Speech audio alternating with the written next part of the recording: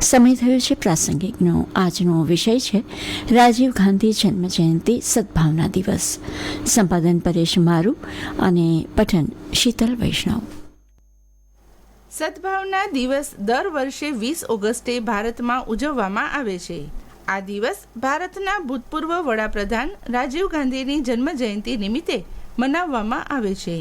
સદભાવના શબ્દનો અર્થ થાય છે સૌ પ્રત્યે પ્રેમ, આદર, સહકાર, ભાઈચારો અને શાંતિની ભાવના રાખવી.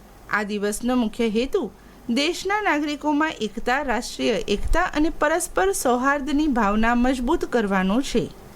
ભારત વિવિધતા ધરાવતો દેશ છે.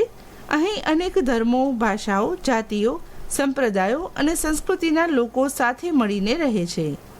આપણા દેશમાં વિવિધતામાં એકતાની સુંદર પરંપરા જોવા મળે છે.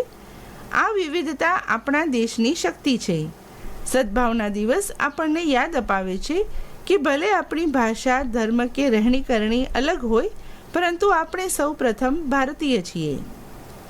રાજીવ ગાંધીનો જન્મ 20 ઓગસ્ટ 1944ના રોજ થયો હતો.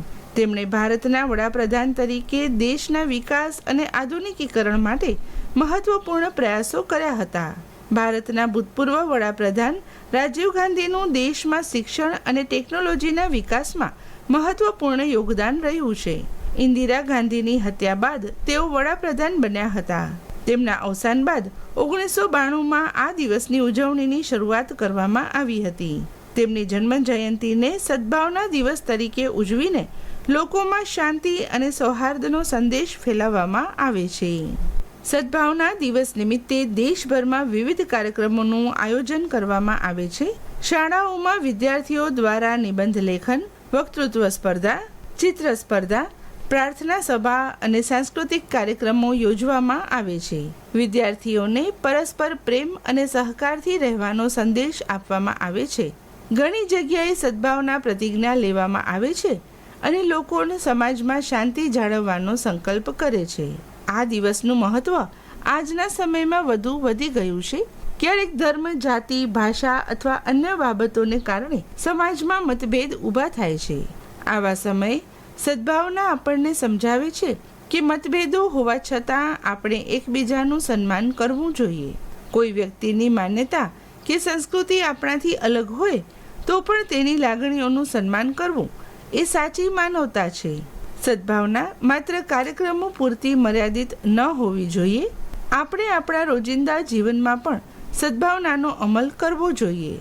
શાળામાં મિત્રો સાથે પ્રેમથી વર્તવું, જરૂરિયાતમંદની મદદ કરવી, વૃદ્ધોનું સન્માન કરવું, કોઈની સાથે ભેદભાવ ન કરવો અને મુશ્કેલીમાં રહેલા વ્યક્તિને સહકાર આપવો, આ બધું સદભાવનાનું જ સ્વરૂપ છે.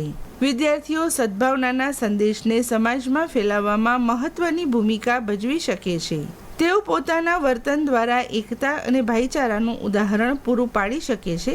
એકતા જ શક્તિ છે એ વિચારને જીવનમાં ઉતારીને તેઓ દેશના ઉજ્જવળ ભવિષ્યના નિર્માણમાં યોગદાન આપી શકે છે. અંતમાં કહી શકાય કે સદભાવના દિવસ આપણને પ્રેમ, શાંતિ, એકતા અને ભાઈચારાનો અમૂલ્ય સંદેશ આપે છે. આપણે સૌએ જાતિ, ધર્મ, ભાષા અને અન્ય ભેદભાવથી ઉપર ઉઠીને એકબીજાનું સન્માન કરવું જોઈએ. સદભાવનાથી જ સમાજમાં શાંતિ અને દેશની એકતા જળવાઈ શકે છે. તેથી સદભાવનાનો સંદેશ માત્ર 20 ઓગસ્ટે જ નહીં, પરંતુ વર્ષના દરેક દિવસે આપણા જીવનમાં જીવંત રાખવો જોઈએ.